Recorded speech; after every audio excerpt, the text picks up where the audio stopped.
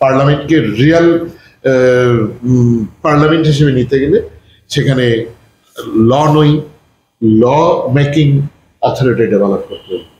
তাছাড়া আপনি যখন পার্লামেন্ট তার আইন দুর্বল থাকবে, সবাই হাইকোর্ট সুপ্রিম কোর্টে দৌড়াবে। ছাত্র রাজনীতি থেকে শুরু করে মূলধারা রাজনীতির সাথে সম্পৃক্ত ছিলেন। একজন আইনজীবীর সংসদে নিশ্চয় অনেক ভূমিকা রয়েছে। বর্তমান সময়ে আইনজীবীদের সংখ্যা কিন্তু কমে যাচ্ছে কিন্তু নাগরিক বান্ধব আইন প্রণয়নের ক্ষেত্রে এটা একটা প্রতিবন্ধকতা মনে করেন?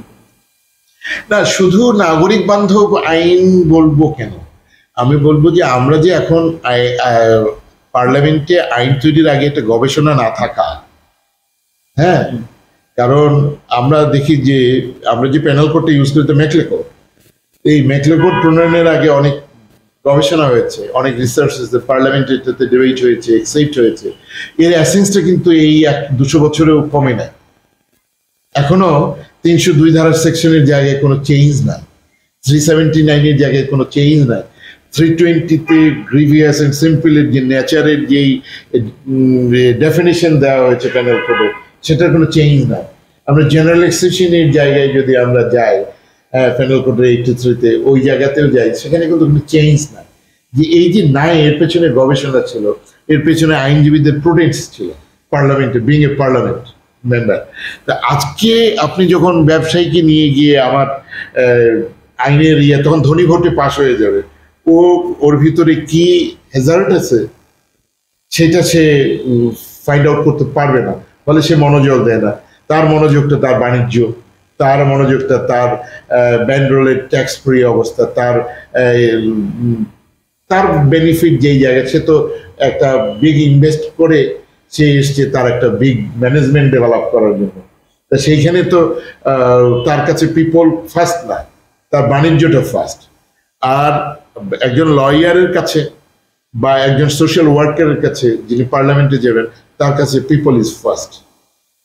সংবিধানেও বলা আছে প্রজাতন্ত্রের সকল ক্ষমতার উৎসই জনগণ, পিপল ফার্স্ট। তো সেই পিপল ফার্স্ট আমরা নিতে পারছি না, বিকজ যে আমরা যারা এটা পিপলকে নিয়ে চিন্তা করে, একটা আইন, একটা মানে অনেক কিছু আমাদের গবেষণা না থাকার কারণে এক বছরে এক আইনই 2-3 বার পরিবর্তন। সেই জন্য আইনজীবী সবাই আইনজীবী হবে তা না, পার্লামেন্টে হতে হবে তা না। অনেকেই আছে যে আইনজীবী নয়, কিন্তু সে পড়ালেখা করে সেই জায়গাটাতে কাভারেজটা সে দিতে পারে, সেটাও কিন্তু নাই। আমি বলছি না যে অন্যরা যাবে না পার্লামেন্টে, তা যাবে, কিন্তু তবে আইনজীবী থেকে পার্লামেন্টে যাওয়াটা, যারা ডেভেলপমেন্ট ওয়ার্ক করতেছে তারা স্থানীয় সরকারে যাবে, তারা অ্যাডমিনিস্ট্রেটিভ টায়ারে কাজ করবে, কিন্তু পার্লামেন্টে যেহেতু এটা লেজিসলেটিভ, তারা লেজিসলেচার, তো সেখানে their fundamental duties to make law, to ensure people's right. সেই জায়গাটা যদি দেখতে হয়, সেখানে পার্লামেন্টে লয়ারদের অংশগ্রহণ তো নিশ্চয়ই বেশি থাকা উচিত। মাননীয় প্রধানমন্ত্রী চেষ্টা করছে, কিন্তু ওই যে পূর্বে যারা ওই যে একজন বলছে না, রাজনীতিবিদের জন্য রাজনীতিটা দুরূহ করে দেব, সেই রোগে আমরা আক্রান্ত। আপনি বঙ্গবন্ধুর অনুপস্থিতিতে 4 জন নেতা, জাতীয় নেতা, 4 জনই লয়ার ছিল। তাজউদ্দিনই বলেন, সৈয়দ নজরুল ইসলামই বলেন, কামরুজ্জামানই বলেন, ক্যাপ্টেন মনসুরই বলেন, যে তারা প্রত্যেকেই কিন্তু লয়ার ছিল।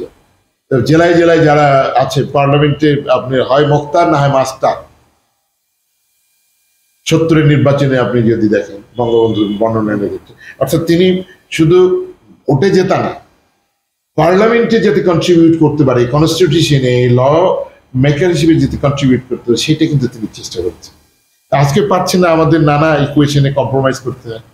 এই ছোট ছোট কম্প্রোমাইজ গুলো আজকে আমাদেরকে বড় যন্ত্রণায় নিয়ে গিয়ে ফেলেছে।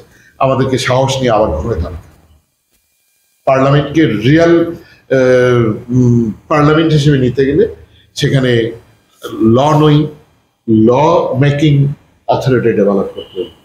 তাছাড়া আপনি যখন পার্লামেন্ট তার আইন দুর্বল থাকবে, সবাই হাইকোর্ট সুপ্রিম কোর্টে দৌড়াবে।